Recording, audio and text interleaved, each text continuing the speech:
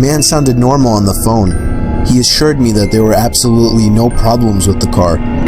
He introduced himself as Bob. I brought along $3,500 in cash, even though I planned on wiggling down the price as much as possible.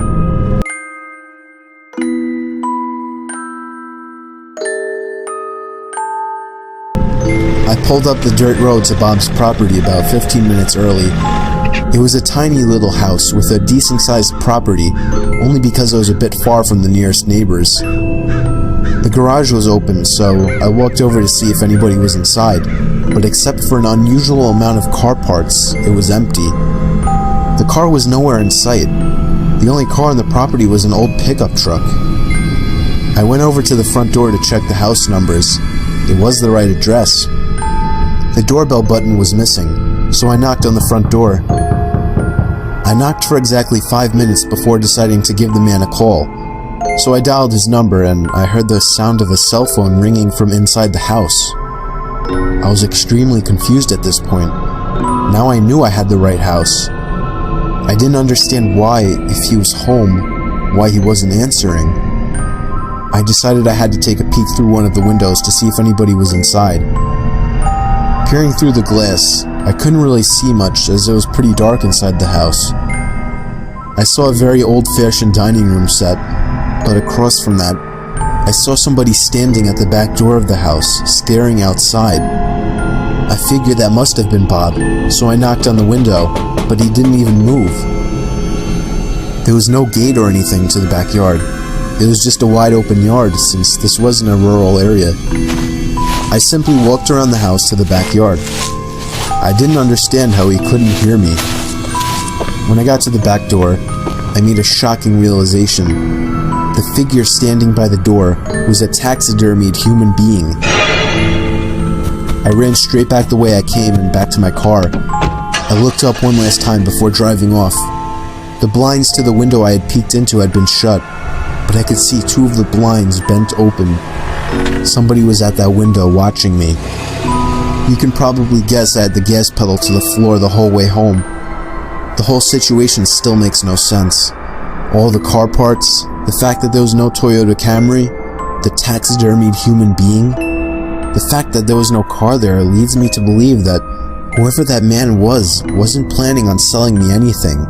And that also leads to the disturbing thought that I was very close to becoming a lifeless statue staring out that man's back door.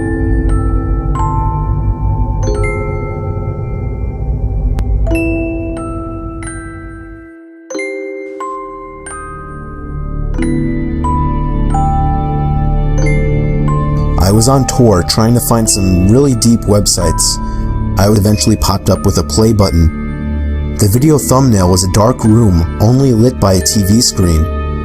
Out of curiosity, I clicked play and began to hear the sound of TV static in the background as lines of static slowly swam down the video screen. There was no seek bar in this video. Then I noticed something slowly begin to emerge from behind the wall. It was a figure dressed in all black with some kind of black mask on as well. I started to suspect it was a jump scare video, and I thought I was right when the figure leaped out and ran to the screen in less than a second. It still got me even though I was expecting it, but then it got strange.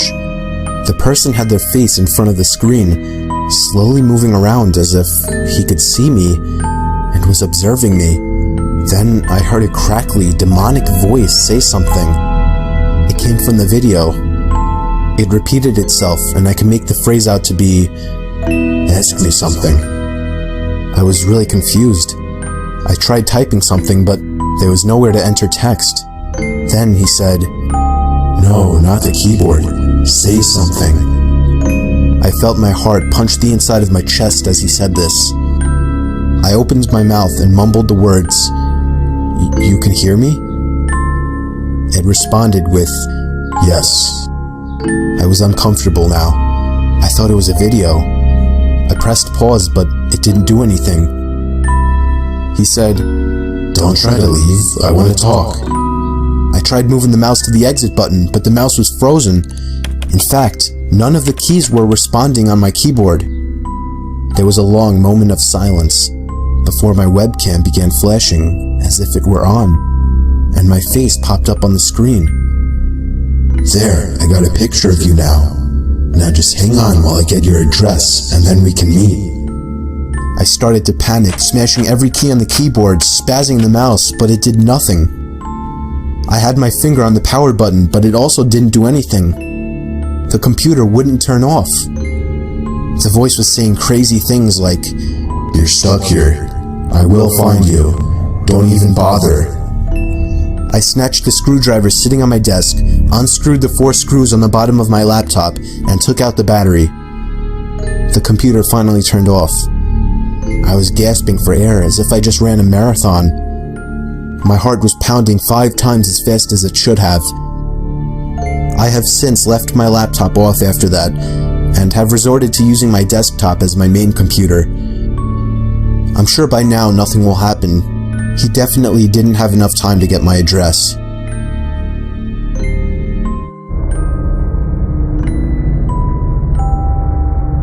It was very common for me to be home alone at night, as I only lived with my dad, and his shifts would constantly shift from days to nights.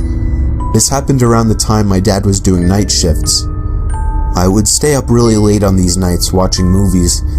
It's always taken me a long time to fall asleep, so after turning off the TV to go to sleep, I probably laid there for a good half hour. Then, I heard a toy fall over in my toy closet. It was nothing too suspicious, but it still creeped me out. But then the doorknob to my closet started to wiggle, until finally unlocking the door. I hid under my covers, not making a sound. It was strangely quiet for a good 2 minutes, so I finally peeked my head out of the covers. There was a figure standing next to my bed, looking down at me. I screamed at the top of my lungs and began hugging the wall behind me. The figure looked out the window and then just walked away out of the room. I stayed in that position for like an hour before checking if he was really gone. The front door was left wide open, so it seemed he had left. I didn't get a minute of sleep that night.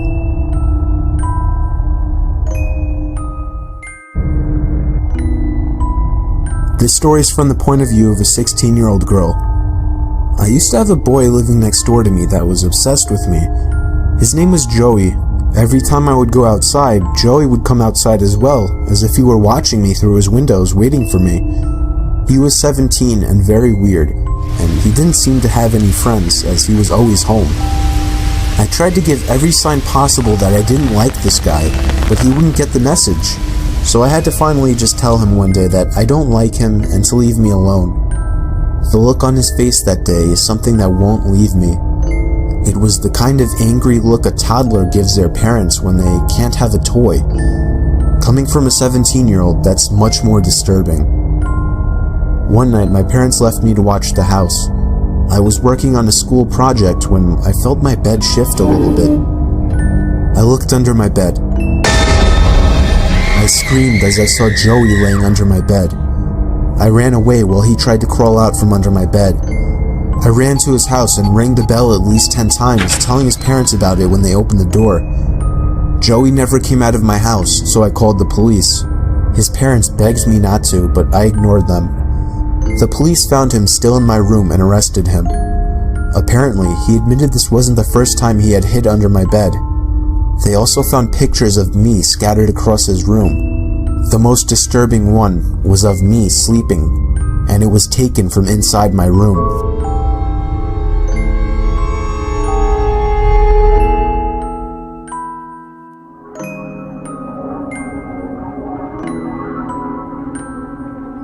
Working the night shift always sucked. I work in an office building and would constantly do the night shifts since it was the only time it would work out for me. I was just about always the only person on the floor I worked on, possibly in the whole building. There would always be a kind of eerie feeling to being in such a big building with most of the lights out and absolutely no one around. But on the upside, it was peaceful and less stressful, and I was able to get a lot of work done. There was this one night though. It was a Friday night, around 2 in the morning. I was typing away on my keyboard when I heard a noise from outside my cubicle. It sounded like just a random crack from the walls or something. It's unusual in this building, but I didn't get too concerned about it. I resumed typing away and was once again interrupted by a sound. This time, the sound of a computer starting up. It caught me off guard. I was sure nobody else was working the night shift. I stood up on my chair to get a view over the cubicle walls. The glare of a computer screen in the dark was visible in a cubicle on the opposite side of the room. Then I did something stupid, something I regret. I asked if there was anybody there in a yell, hoping to get an answer from a fellow employee. But instead, I saw the glaring light of the computer monitor across the room turn off, and there was once again nothing but darkness on that side of the room. I started getting nervous. I turned off the lamp and computer screen so that I wouldn't give away my position to whoever that was. I crouched down and tiptoed out across to a nearby cubicle. There was just utter silence. I sat waiting for something to happen for God knows how long, but I eventually decided the coast was clear. I tiptoed down past all the cubicles until I reached the opening near the exit door to the stairs and elevators, and that's when I realized that my fearful suspicion was true. There was a man crouched down behind a plant in the corner of the room, dressed in all black. I felt my heart sink as I noticed him, but it didn't seem like he knew that I noticed him. I turned back to the stairway door. There was no way I was going to wait for the elevator and take a chance. I casually opened the door and closed it behind me, proceeding to walk down the stairs. After making it down about 2 flights of stairs, I heard the door above me push open aggressively, followed by manic echoing footsteps coming fast down the stairs. I raced down the stairs, running as fast as I could, all while the footsteps above me were getting louder. I finally made it to the first floor, raced through the lobby, and out the front door. Whoever was in there didn't follow me. I immediately called the cops along with one of my bosses. My boss said no one was scheduled to work except for me. The cops scanned the place from top to bottom. There was no one in there. I couldn't help them out with any description other than he was wearing all black. I did continue to do the night shift for about a week after that, with my boss allowing me to lock all possible entrances to the floor, including the elevators. But I still wasn't comfortable with it. So ever since, I've been doing the day shifts.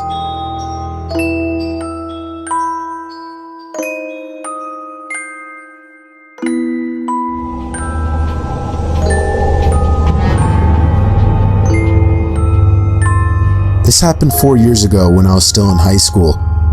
I was told to do my last delivery of my shift. I got in my car, which was a 1999 Camry, perfect for delivering pizzas. I GPSed the address on my phone. I live upstate in the country, so all pizza deliveries were long drives. I remember the sun was starting to set, so it was probably around 7 o'clock.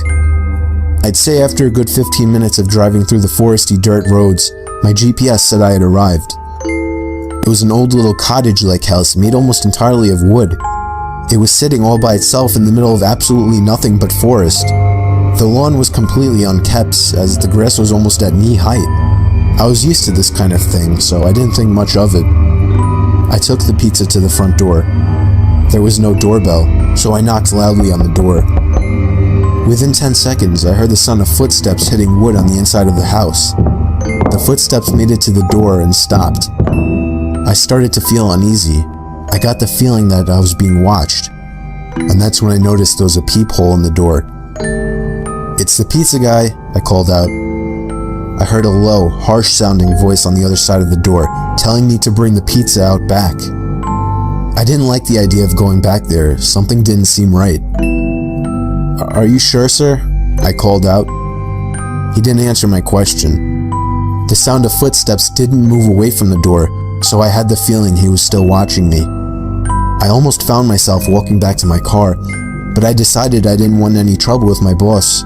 The last time I brought a pizza back, he gave me attitude, so I reluctantly walked through the uncut grass and around the small house to the back. I remember there was a shed and a little patio back there. In the patio, there was a table with 4 chairs surrounding it. In one of the chairs, facing away from me, I saw the head of somebody sitting in the seat. I began walking over and said, "Excuse me," but the person didn't even move an inch. "Excuse me," I said again louder. Then from behind me, I heard, "Psst, over here." I turned around to see a man poking his head out from the corner of the house, looking at me with a crazed smile. come over here, I want to show you something." I freaked out, turned around and ran around the house in the opposite direction, back to my car, for some reason still holding the pizza. I got in my car, started it, and got away from there. On my way back to the pizzeria, I pulled over to the side of the road and called the police. Eventually, I was informed that there was no sign of anybody having been in that house for a long time. I quit my delivery job a few days after that. I have no idea what would have happened to me had I gone up to that man, but to this day, I still wish I had just turned my head to see who or what was sitting in that patio chair.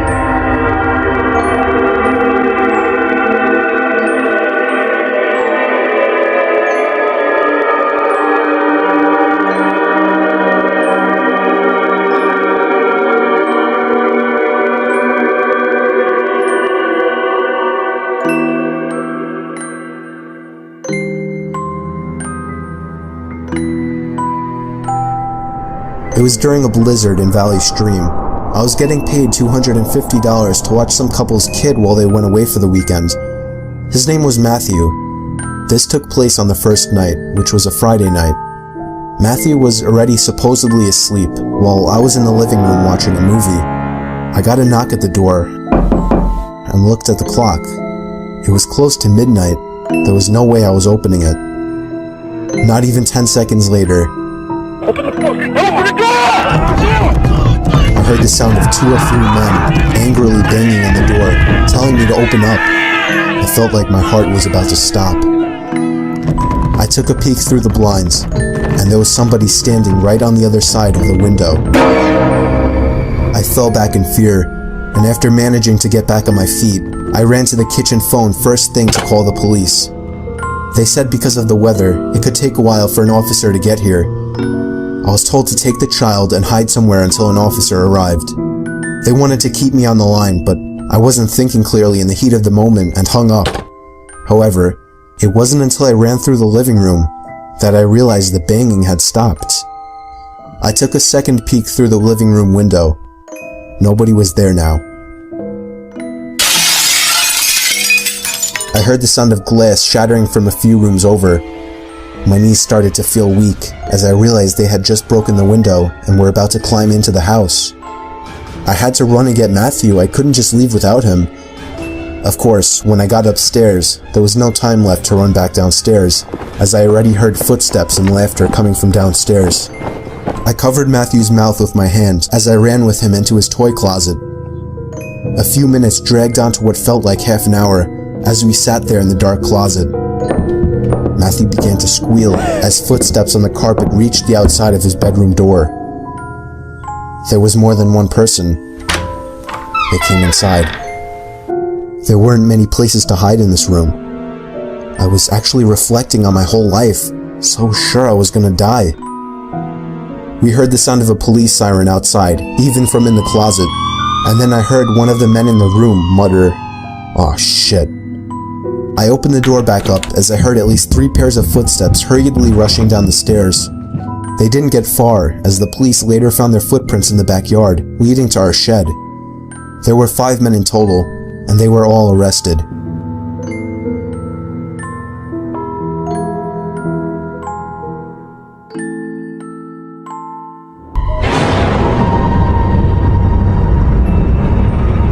This happened when I was 15 years old. My best friend Anthony wanted me to come over for the night, since his parents would be gone all weekend. I rode my bike over and put it in his backyard before letting myself in through his back door. We played basically every video game he had, from FIFA all the way to Call of Duty, with popcorn and other junk food spilled out all over the floor. As the night progressed, we moved from video games to watching half a movie and getting bored, to doing prank calls at close to 10 o'clock. Anthony made a few calls to different pizza places. When it was my turn, I just dialed a few random numbers in hopes to get someone at their house. On, say, my 4th attempt, I finally reached somebody. A guy with a deep and rough voice picked up, answering with a yeah instead of a hello. Anthony's laughing in the background made me stumble with my words mid-sentence, ultimately cracking up into laughter. I had never done a prank call, so I sucked at it. The guy on the other end was silent. I regained a straight face and tried to continue with the call. It went something like this. Sir, would it be alright if I borrowed one of the wheels from your car? What's your name, kid? My name is Bob. Really? You sure it's not Anthony? It hit me like a brick. I looked up at Anthony, whose face was noticeably full of fear. I hung up the phone, not wanting to be on the line with whoever that was for another second. Anthony, who the hell was that? I asked him. I don't know, he told me. Does your caller ID info display your name or something? No, it shows my dad's name. We hopped on the computer and did some research, trying to figure out how it was possible to get someone's name through their phone number. It didn't make sense how he could get Anthony's name so quickly. He was way too young at the time to be on any of those personal information sharing websites. We ended up asking a question on Yahoo Answers, since no one had a similar experience. The question turned up no answers. I suggested he call his dad, but he said he wasn't supposed to have anybody over for the weekend, so he didn't want to call. We planned on sleeping in the living room, so we just resumed watching the movie that we hadn't finished from earlier. Right after the phone call had left my mind, me and Anthony looked at each other when we heard his front storm door opening, and then the doorknob to the front door began to turn. It only was able to turn about halfway before the lock restricted it. Anthony turned off the TV, and I went over to the window to see who it was. I spread the blinds open. There was a tall guy standing outside. He noticed the blinds moving, and turned to look at me. I practically threw the blinds back into place. Me and Anthony hid in the kitchen, listening for any more noises. We heard the sound of the gate to the backyard opening, as it was right outside the kitchen window. God damn it, I said. I forgot to shut the back door. Anthony urged me to run and shut it. I made it to the hallway leading to his back door, and froze. There was a silhouette standing outside the back door. I don't think he noticed me, but he was surely looking into the house. He opened the door and stepped inside. I tiptoed to the kitchen and motioned for Anthony to follow me upstairs. We made it to his room as quietly as possible, pulling the door shut to avoid making any noise. We crawled under his bed.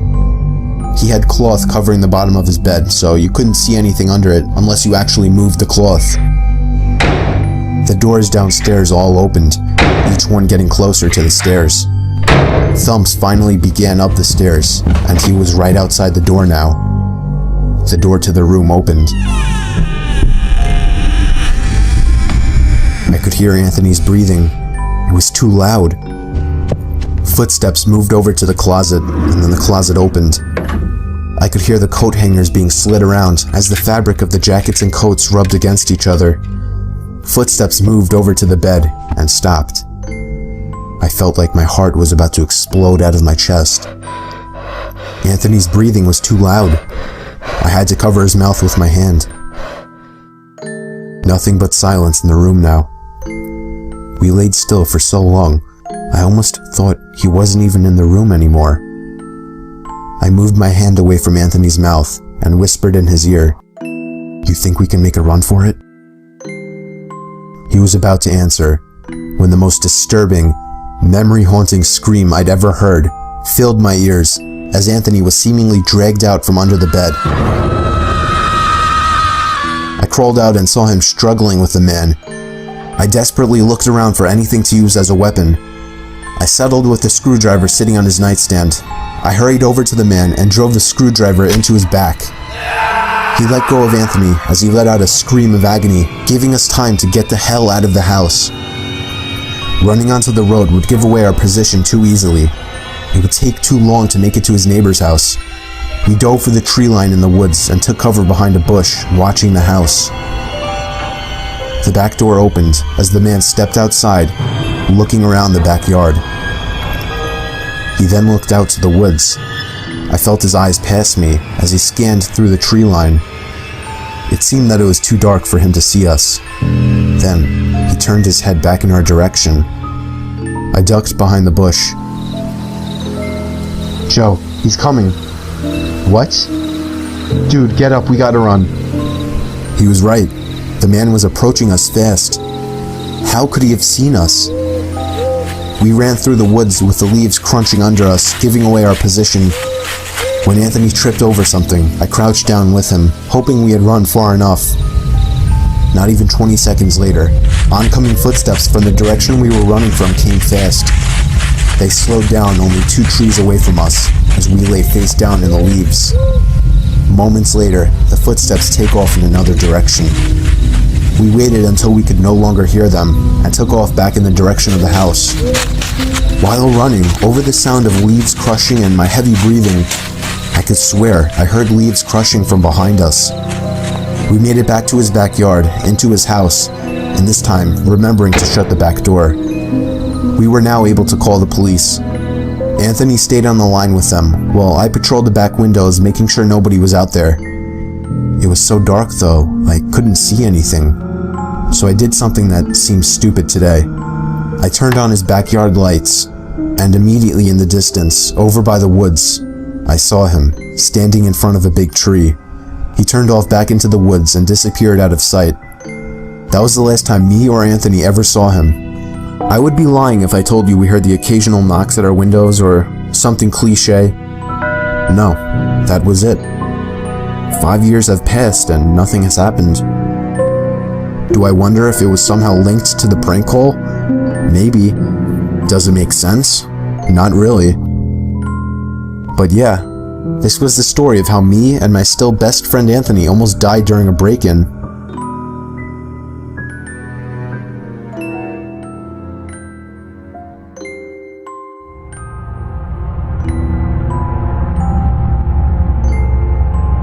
Me and my wife were on our honeymoon in Hawaii.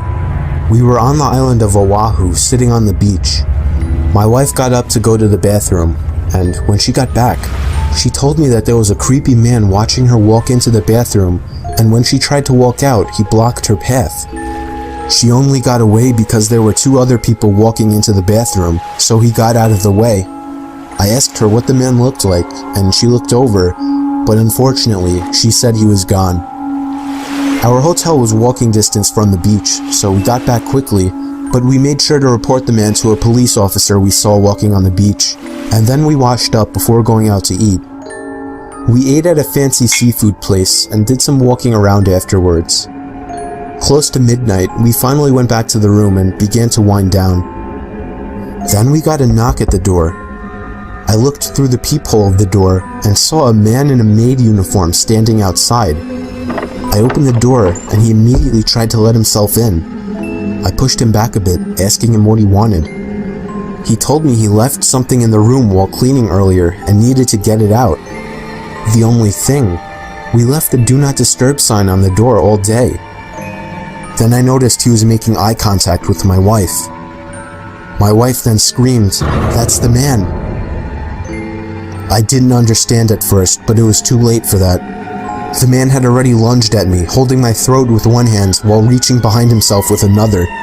He pulled out a knife and started swinging at me, and if it weren't for my wife coming over and smashing his face with the lamp, I would have been as good as dead.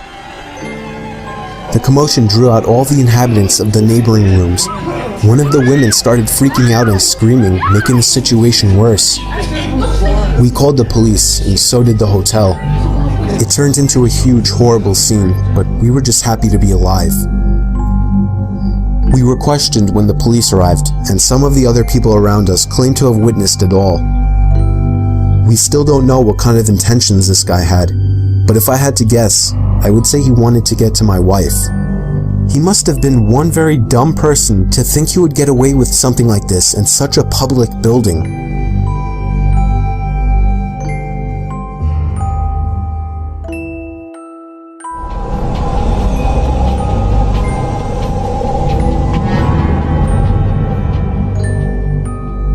I'll never forget this night.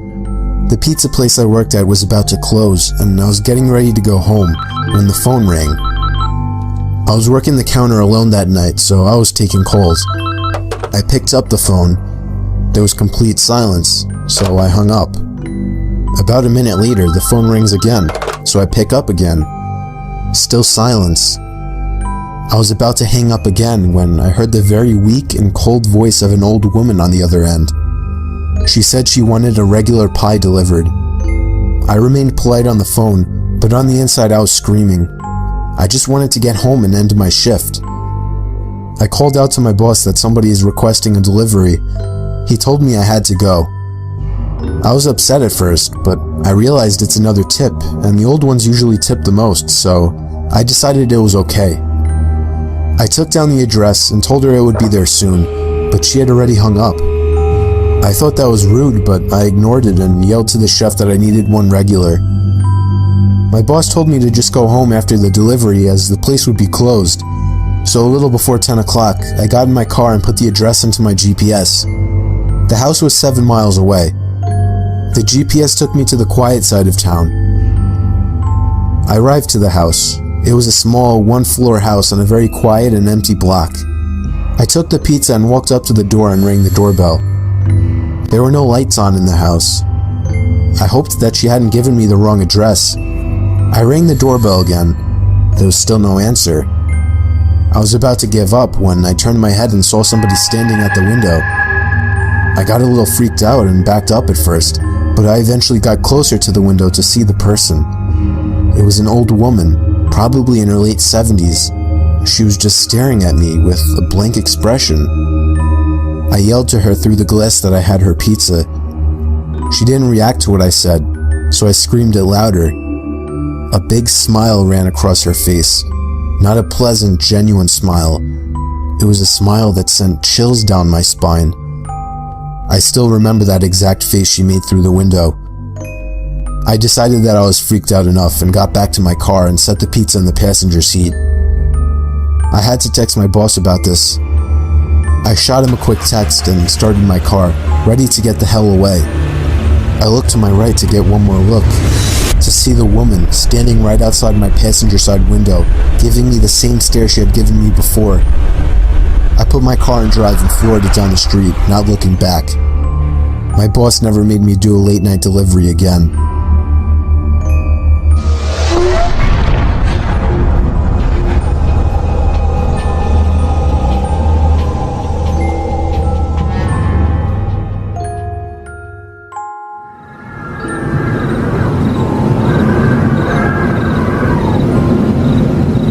It was Halloween night of 2007, freshman year in high school, and I was with my friends, Ivan, Ryan, and Jesse. We were all dressed as the Super Mario characters. I was Luigi since I was the second tallest. Ivan was Mario since he's short and buff. Not that Mario was buff. Jesse was Waluigi because he's freakishly tall and skinny, and Ryan was Wario because he's just really fat. So they were the perfect group costumes for us. We live in a very non-congested suburban neighborhood with a decent amount of space in between houses. On Halloween, that's the worst thing ever. Less bang for your buck.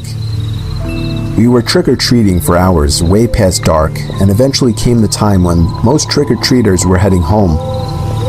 My feet started to hurt, and I had to constantly switch arms for holding the now 10-pound pillow sack of candy, but we planned on going until our bags were completely full. A lot of the houses by now weren't answering anymore. It was probably past their cutoff time for giving candy to trick-or-treaters. Approaching our next house, we saw a purple bucket on the stoop, which was the best feeling ever. I was the one to get close enough to realize it was empty, which was the worst feeling ever. I turned around when I heard a knock at the window of the house. We all looked at the window. Couldn't see anyone, but heard someone call out, "Wait." The door opened and an older man, late 40s, already balding, stepped outside. He told us to come inside so he can get us some more candy. I said we could just wait out here. He responded saying something along the lines of, "Nonsense, come on in, we'll get you your candy." Ivan stepped in and said, "It's alright, come on Dan, let's go." I told the guy to take care and apologized. He just stood there watching as we walked off, not saying anything. I felt bad, but at the same time, that guy seemed like a creeper, and I figured I just dodged a bullet not going in there. If the story ended there, it wouldn't be scary, So of course, it didn't end there. We skipped a few of the guys' neighboring houses just to get further away and continued on with our business. We were walking down close to the nature preserve now, so there weren't many houses around us. At this point, we were now walking back closer to Jesse's house. I noticed Ryan had stopped walking, and I turned around to see what's up. He said he heard someone moving from behind the trees in the preserve. Now this was before everyone's phones had flashlights, so we couldn't just go searching in the woods for someone. Besides, we were just telling Ryan that it must have been a raccoon or something. You may think this is a bit of a cliche, but when things like this happen in real life, you always assume the more logical possibility. It's just natural. Why would we assume we were being followed? I had to put my arm around Ryan's shoulder and nudge him forward. A little ways down the street, me and Ivan picked up on the sound as well. When we all stopped, the sounds of the footsteps from beyond the trees stopped as well. Ivan yelled at the obvious stalker to go away, or we would beat the shit out of them. I knew he was just bluffing though. I could hear the nervousness in his voice. The snap of a twig from beyond the trees triggered a fight-or-flight response in all of us. Me, Jesse, and Ryan all ran for it. Ivan was at first charging to attack, but he quickly followed after realizing we had all taken off. We ran down the dark street, and we all noticed the sounds of at least 2 or 3 pairs of footsteps crushing the twigs and leaves in the woods. We banked it hard right down Jesse Street when it finally came up and ran straight for his backyard, entering his house through the back door. The first thing we did was peek out through his living room window. We couldn't see anyone.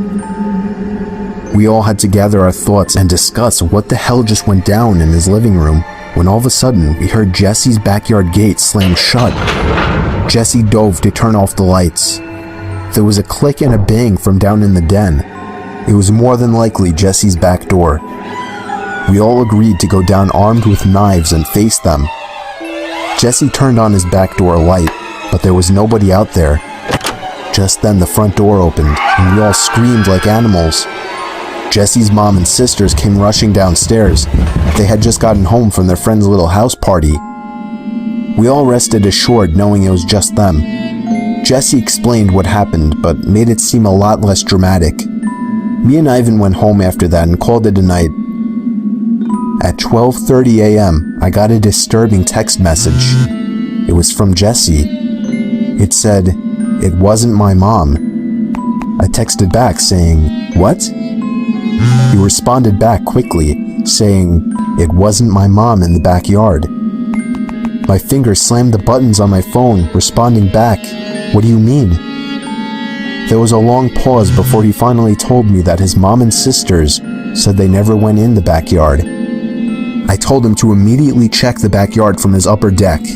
He had already done just that. He also told his mom everything, and she had already called the police. They didn't find anyone back there, but Jesse did mention the guy who invited us in while trick-or-treating. Nothing ever became of that, and nothing ever happened at Jesse's house again after that one Halloween night.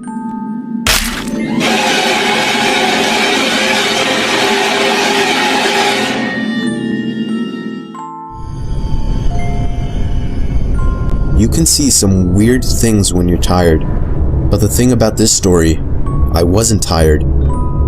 Me and the family were on vacation to some resort in a very rural area of Pennsylvania to make the setting creepier.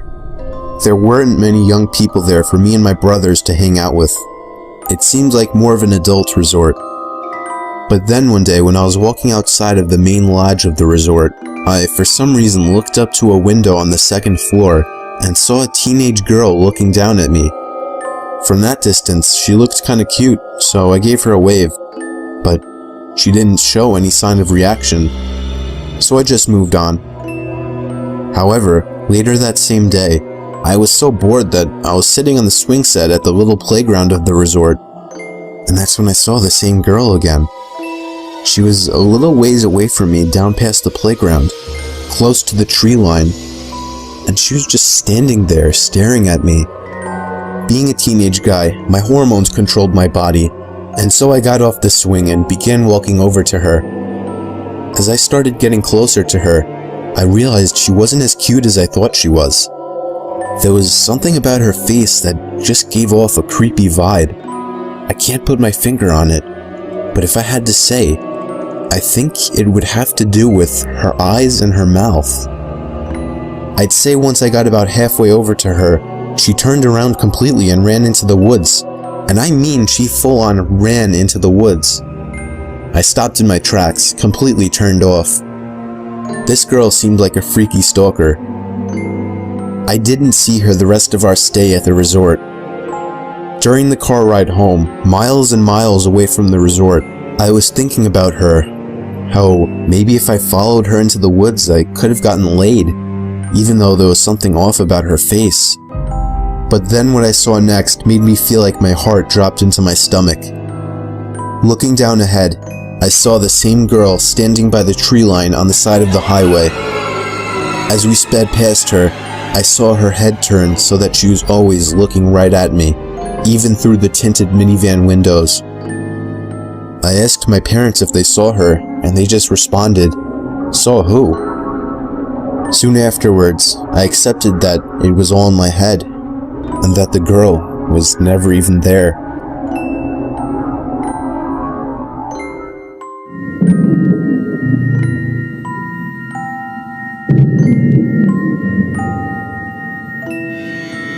There used to be a pond about half a mile away from my old house that I would commonly go fishing in. It was nicknamed Daryl's Pond. I still have no idea who Daryl was or why it was called that, but nobody owned it, so people would once in a blue moon go fishing there as well. It was usually me by myself though. I had dug a pole into the ground where I would tie a noose to and from my small kayak.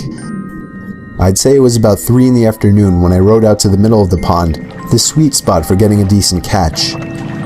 There was another person coming out from the trees. I waved at him and gave him a smile. He hopped into a small boat floating by the edge of the pond and began to row over to me. As he got close enough where trying to speak to him wouldn't come off as obnoxious, I gave him a friendly, "Perfect day, isn't it?" "Yes, absolutely," he said. He didn't say anything after that, and I started to feel a bit awkward, as if I were obligated to keep some kind of conversation rolling now. "So, you come out here to throw some lines?" I asked. "No, I don't actually fish." "Oh, well, it's never a bad day to relax on the pond," I said. He continued to row closer to me until his boat collided with mine, creating a big thud. I was genuinely uncomfortable now. I didn't feel threatened, just weirded out. I was only 24 years old. This guy looked like he was late 40s or 50s. There was an awkward silence. I tried to just act like I was focused on trying to make a catch, but by now that wasn't even on my mind. This guy was weird. I didn't know what he wanted, and I was uncomfortable being so close to him. I felt him looking at me, or at least in my direction, as I faced halfway to the opposite direction of him. I took a quick glance to my right. Yeah, he was staring at me. I decided to be ballsy and lock eye contact with him. After about 4 seconds, he looked away. "So, where are you from?" I asked him. "Up there." He pointed behind himself, in the direction of the woodsy hill leading past the dirt road. "Oh, you live by Suffolk?" I asked. No, I'm not," he said. "What made you decide to come out here?" I said. "Why not?" I continued to try and uncomfortably fill the awkward silences that kept coming up. His responses were dry. He didn't contribute anything to what was barely a conversation. He just sat there not doing anything with half a smile on his face, looking either at me or in my general direction throughout. I was creeped out. My heart was racing at this point. I'd go as far as saying that I was nervous for my life. We were surrounded by trees in all directions in the middle of a pond. I started to row a bit closer to land, but in a very low-key kind of way, trying to play it off as me just trying to find a better spot to find some fish. I was horrified when I saw he was following me. "What a great day, huh?" I felt a shake in my voice. I got close enough to the edge of the pond where I finally told the man, "I think I'm gonna call it a day." I turned to see his reaction. He was still staring at me, but his smile was gone now. "I can't let you leave," he said. He lifted his flannel to expose a handgun sticking out of his jeans pocket. As soon as I could process what I was looking at, I dove out of the boat for land, ran the whole half-mile uphill through the woods back to my house, and locked every door and window as soon as I made it home. I pulled down the blinds to the dining room window, leaving it open just a crack for peeking outside undetected. It started to get dark out, and I left every light in the house off, still peeking out to the front yard, making sure I wasn't followed. The time came when I finally decided I wasn't followed. I realize now, like you, that not calling the police immediately was a huge mistake. I kept my bedroom windows open to let the room air out. My bedroom was on the second floor, so I wasn't worried about being watched through the window. About half an hour after shutting the light and falling under the covers, I heard the sound of leaves crunching from outside. I sat up to hear it more clearly. It was definitely something walking around out there. Normally I would assume it was a deer or a bear, but after what just happened, I was still in paranoia mode. I sat up as still as a statue, except for my shaking out of fear, waiting as the sounds of the steps stopped. "Hey buddy, you up there? Are you trying to sleep? Sorry, I didn't mean to wake you." I felt like 100 pounds just fell directly onto my chest. It was the same voice. I knew it right away. I didn't make a sound. I crept out of the room quietly downstairs to the kitchen and grabbed the phone, practically crawling on my way out to avoid being seen through the open blinds. I called 911 like I should have earlier in the temporary safety of my bedroom. I made sure to whisper into the phone as I was still hoping that he hadn't yet heard or spotted me. 20 minutes felt like an hour as I sat behind my bed, waiting for the police to arrive in constant fear that I would hear glass breaking from downstairs, or a thud on the back door, or even just a voice again from down below my window outside. The police did a thorough investigation of the property in nearby woods, turning up nothing. They suggested I stay with a friend or a family member for a few days, and so I did. I never heard from or saw the man again, but I still moved a month later. I couldn't deal with the constant fear and paranoia of being watched through my windows. I feel much more comfortable fishing out by the bay now.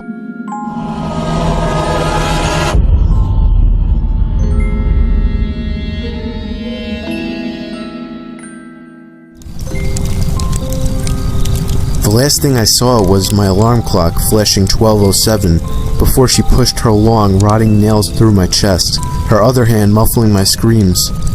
I sat bolt upright, relieved it was only a dream, but as I saw my alarm clock read 12:06, I heard my closet door creak open.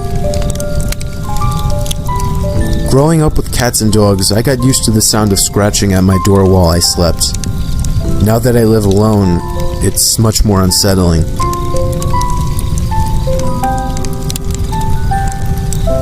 I begin tucking him into bed and he tells me, "Daddy, check for monsters under my bed."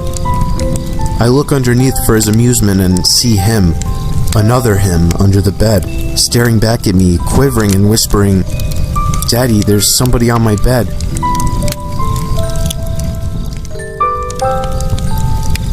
I always thought my cat had a staring problem. She always seemed fixated on my face, until one day when I realized that she was always looking just behind me.